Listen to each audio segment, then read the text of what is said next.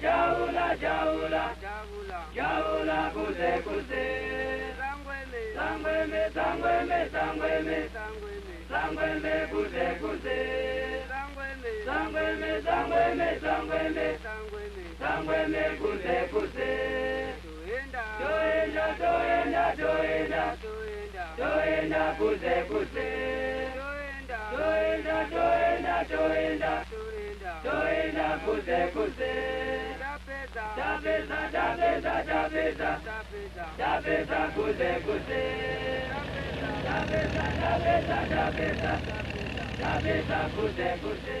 The approaching evening brings the back from his work anywhere in the world. In southern Rhodesia, where the darkness of night follows so closely the short twilight of the tropics, you have to be back well before sunset if you've got anything that must be done by daylight.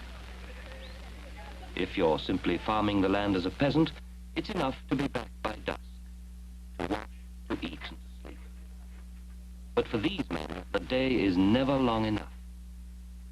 Here, typically of Africa today, urgency is the keynote. You do a full day's work in the field, and when you get back, you daren't put off the writing up and recording.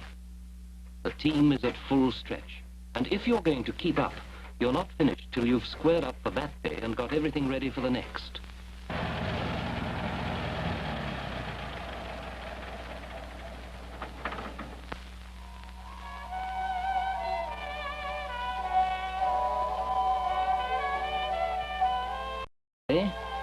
Well, a cup of tea might give a clue, but you'd be a good detective to identify these men as civil servants. But that's what they are, rejoicing in such designations as Land Development Officer or Conservation Planning Officer.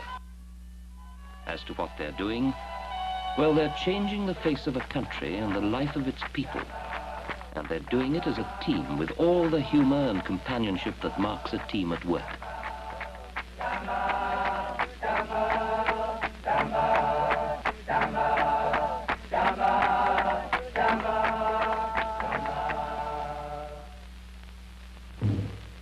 They're carrying out a policy, of course.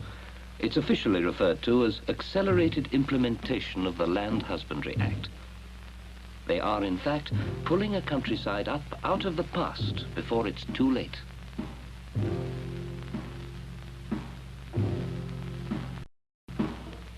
In the past, the way of life was suited well enough to the backwater that was Africa. The scanty population came together into village groups with a common interest in preserving themselves from evil spirits and other groups alike. The land they worked was common property, and no individual could claim ownership of any part of it. The chief alone could dispense or withhold permission to till any piece of land. Only cattle belonged to a man, and his wealth was counted by their number, not their condition or quality. Nor did good farming matter, for the groups were few and Africa vast. When the land was worked out, men and cattle moved on. There were only 3 people to the square mile 60 years ago. The few acres they exhausted would be healed and revitalized long before they were needed again. But times changed. Peace and medicine came to Rhodesia. Now there are 20 people to the square mile. Soon there will be 40. No longer can men afford to skim off the cream and move on. The land must be kept and cared for by one man and his sons after him. The old methods could never match up to the new conditions.